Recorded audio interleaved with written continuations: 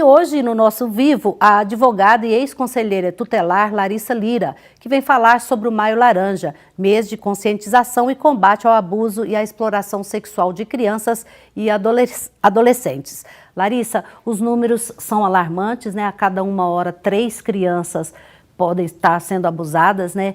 Isso é terrível, né? Boa noite, seja bem-vinda. Boa noite, obrigada e parabenizo vocês por trazer essa temática tão importante, porque de fato falar sobre abuso e exploração sexual de crianças e adolescentes não deve ser algo a ser dito apenas no mês de maio, mas são todos os dias devido aos fatos alarmantes que nós vemos. Inclusive, nós temos notícias de que só no ano de 2022, mais de 822 mil pessoas foram vítimas de violência sexual. Mais de 500 mil foram crianças e adolescentes. E a maioria delas sofrem caladas. Inclusive tem aqui um dado que 51% das vítimas de abuso sexual têm entre 1 e 5 anos de idade. Como que você vê essa realidade e quais são os principais desafios que a sociedade tem que enfrentar e tem que admitir para evitar esse número tão alarmante?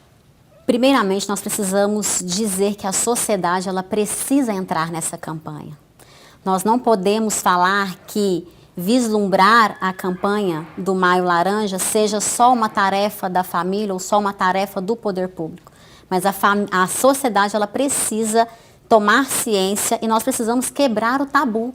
Existe uma pesquisa que mais de 90% das famílias, da sociedade em geral, não querem falar sobre o assunto. Então, a mídia, a sociedade, a própria família acaba calando, silenciando essa barbárie. Nós precisamos quebrar esse tabu. Você acredita, então, que a educação pode ser um caminho? Com certeza, a informação combate a desinformação.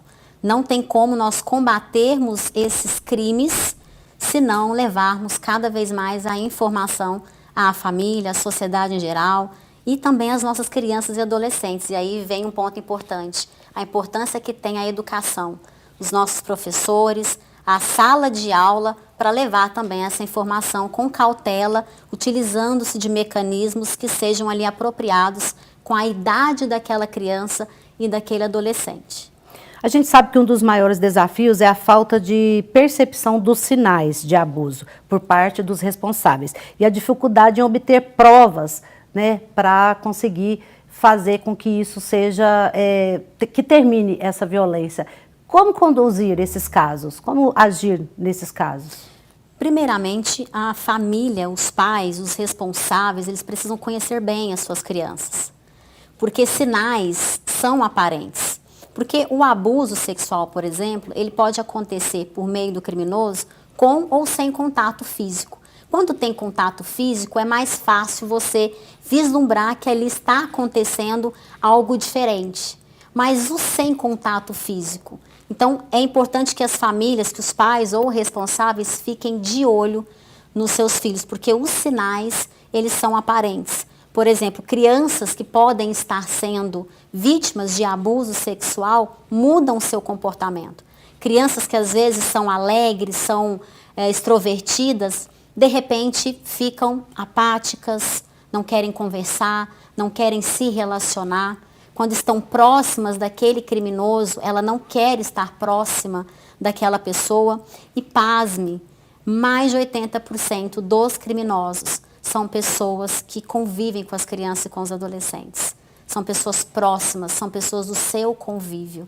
Então nós precisamos estar muito atentos a quem está olhando os nossos filhos, com quem deixamos os nossos filhos e aos sinais, porque eles nos mostram até através dos olhos. Inclusive tem aqui, está dizendo aqui que apenas 7,5% dos casos de abuso sexual são denunciados às autoridades. O que impede que esses casos sejam denunciados e o que a gente pode fazer para incentivar as famílias a denunciarem? De fato, a subnotificação desses crimes, ela é muito grande. Não só do abuso sexual, mas também da exploração sexual.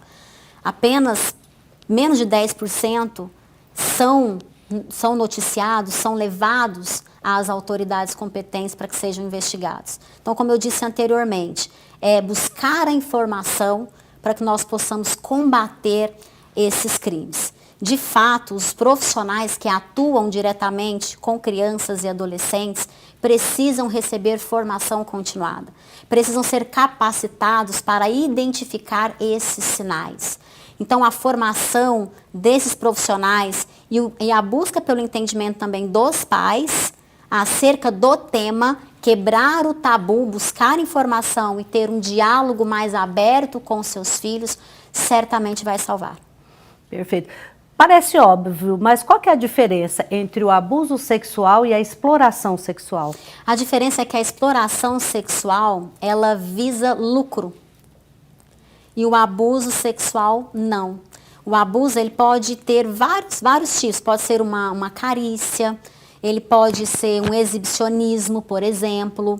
A criança ou adolescente ali se exibir, o próprio adulto se exibir para ela. Nós temos tipos de abuso, por exemplo, o abuso sexual verbal, que é as trocas de mensagens via WhatsApp, via Facebook, via Instagram, que tem o cunho de cometer aquele crime. E a exploração sexual, ela visa lucro, ela visa dinheiro. Então, nós temos, por exemplo, o tráfico de pessoas, nós temos o turismo sexual, porque tudo isso visa lucro. Essa é a diferença. E a subnotificação da exploração sexual ainda é maior do que o abuso sexual. Nós vimos recentemente aí nas matérias o caso lá da ilha de Marajó, que nos mostra com clareza o quanto esses crimes estão acontecendo e a subnotificação é muito grande. Terrível. Para a gente finalizar rapidinho, qual que é a mensagem que você deixa para todas as pessoas da sociedade para combater esse crime? A mensagem é informar para proteger, é buscar informação. Nós precisamos quebrar o tabu para falar do tema. É um tema que nós precisamos falar todos os dias. E em casa? 365 dias do ano. E não é só na escola, não é só em um ambiente de palestra, não é só através dos meios televisivos, não. Nós precisamos falar desses assuntos em casa, com os nossos filhos. Porque o criminoso, ele sabe como pegar aquela vítima. Ele utiliza de meios covardes para pegar aquela vítima. E o que eu quero deixar um recado para os pais ou responsáveis. Nós vivemos numa era onde a tecnologia ela está muito avançada. Cada vez mais crianças estão tendo acesso aos celulares, às redes sociais, aos tablets. Então os pais precisam tomar cuidado com relação a deixar de forma muito livre essas crianças, esses adolescentes a terem acesso a esses smartphones, porque os criminosos eles acabam utilizando desse meio para poder fazer mais vítimas. Jogos eletrônicos que as crianças e os adolescentes gostam muito de jogar, tomem cuidado com isso, pais, mães, fiquem atentos, porque os seus filhos podem estar sendo vítimas de abuso ou de exploração sexual.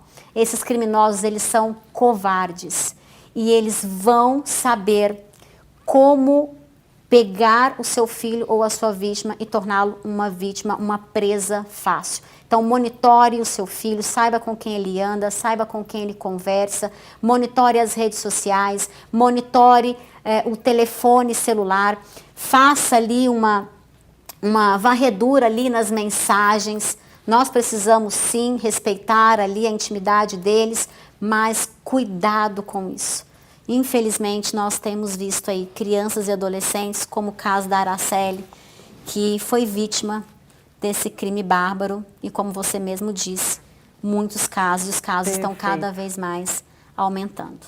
Certinho. Muito obrigada pela sua disponibilidade. Você está sempre bem-vinda aqui. Quando quiser vir, pode vir que a gente te recebe de braços abertos. Agradeço a você, agradeço a todos e fica aí essa mensagem.